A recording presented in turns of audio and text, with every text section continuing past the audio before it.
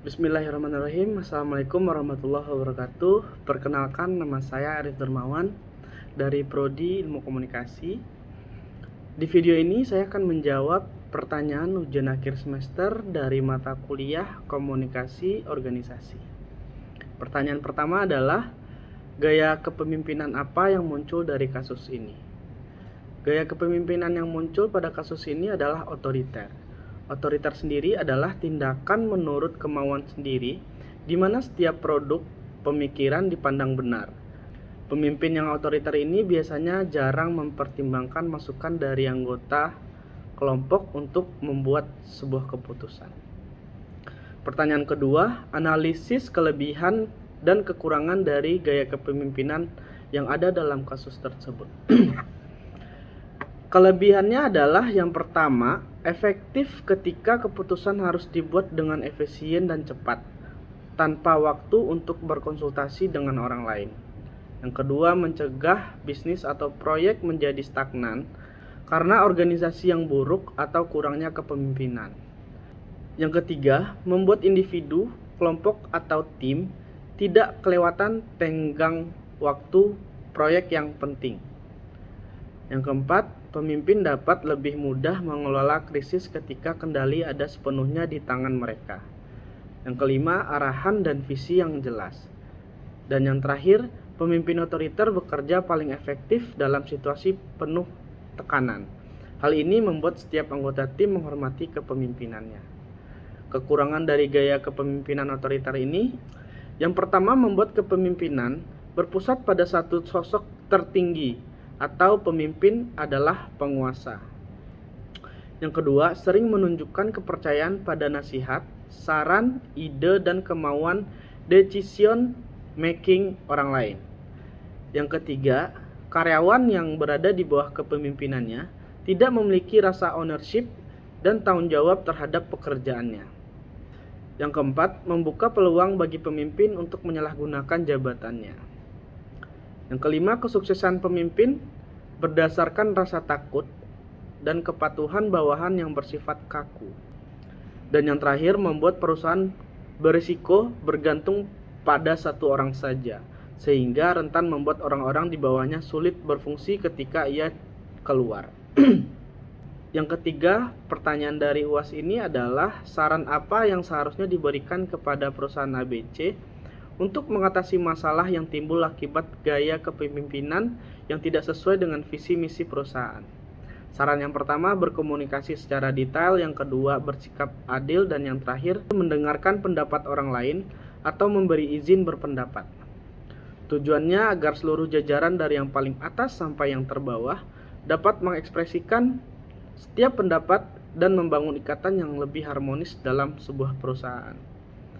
Pertanyaan keempat dari UAS ini, bagaimana peran komunikasi dalam memperbaiki ketidakcocokan antara gaya kepemimpinan dan visi misi perusahaan? Jawabannya, di dalam perusahaan, keberhasilan tim kerja sangat ditentukan oleh pola komunikasi yang terbentuk antara pemimpin dan para anggota timnya.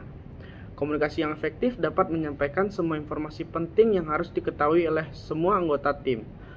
Langkah awal dalam membentuk komunikasi efektif ini dalam sebuah perusahaan adalah dengan mengembangkan kepercayaan di setiap tim kerja. Dengan komunikasi yang lebih terbuka, maka setiap anggota tim akan menjunjung tinggi kejujuran. Nah, kejujuran inilah yang dapat meningkatkan integritas, baik personal maupun kelompok. Integritas yang baik dapat membuat suasana kerja yang menjadi lebih kondusif. Pertanyaan kelima, peran manajer dalam meningkatkan partisipasi karyawan dalam mengambil sebuah keputusan strategis untuk mencapai visi misi perusahaan. Adapun yang dapat dilakukan oleh manajer selaku pemimpin untuk meningkatkan partisipasi karyawan adalah, yang pertama, membangun kepercayaan antar staf, di mana hal ini dapat dilakukan dengan menjaga komunikasi yang baik antar karyawan. Yang kedua, manajer harus bisa menjadi penengah dan pemecah masalah perusahaan agar karyawan dapat ketenangan dari runtutan masalah yang ada. Dan yang terakhir, seorang manajer perlu memahami kembali perencanaan organisasi sehingga dapat menilai mana yang salah dan mana yang sudah benar. Setelah menemukan sebuah kesalahan, adalah tugas seorang manajer lagi untuk dapat mengembalikan ke langkah yang lebih tepat. Yang keenam, pertanyaannya adalah keterlibatan karyawan dalam proses pengambilan keputusan dapat meningkatkan motivasi dan semangat kerja. Jawabannya, keterlibatan karyawan dalam proses pengambilan keputusan tentu saja dapat meningkatkan motivasi dan semangat kerja. Dari hal itu, karyawan merasa dipercaya dalam sebuah perusahaan dan menjadi kebanggaan tersendiri dalam dirinya. Selain itu, ketika karyawan diberikan kesempatan untuk terlibat dalam proses pengambilan keputusan, akan ada rasa tanggung jawab dan merasa dihargai. Sehingga partisipasi karyawan ini akan meningkatkan semangat dan secara tidak langsung akan menciptakan performa yang baik. Pertanyaan ketujuh, peran manajer untuk menciptakan lingkungan kerja yang inovatif dan kolaboratif untuk mendukung visi perusahaan. Jawabannya, pemimpin terlibat dalam pengambilan keputusan yang strategis, menghadapi ketidakpastian, dan mendorong inovasi. Mereka menciptakan lingkungan di mana ide-ide baru dipelajari dan diimplementasikan. Pemimpin berfokus pada menciptakan budaya organisasi yang memotivasi, membangun tim yang kuat, mengarahkan perubahan, dan mencapai hasil jangka panjang. Mereka berperan dalam menginspirasi, mempengaruhi, dan membimbing orang lain. Yang kedelapan, pertanyaannya adalah dampak kepemimpinan yang sesuai dengan visi misi perusahaan terhadap kinerja tim dan pencapaian tujuan organisasi. Jawabannya, kepemimpinan yang baik juga merupakan kepemimpinan yang membagi peran kepemimpinannya dengan tim. Kepemimpinan yang membagi peran kepemimpinannya dengan tim lebih memantapkan pemahaman akan peran, kelebihan, dan talenta masing-masing anggota, juga dapat menumbuhkan tanggung jawab bersama, serta membuat lingkungan tim yang terbuka, menyenangkan, dan memberi kesempatan bagi diskusi yang sehat dan produktif. Pertanyaan yang 9, manfaat dari membangun budaya kerja yang mendukung partisipasi karyawan dan penerimaan ide-ide baru dalam perusahaan. Jawabannya, manfaat dari membangun budaya kerja yang baik antara lain, yang pertama, meningkatkan kinerja karyawan dan memotivasi karyawan untuk bekerja dengan lebih baik untuk mencapai tujuan organisasi. Yang kedua, dapat menenangkan hati karyawan untuk bertahan di sebuah perusahaan.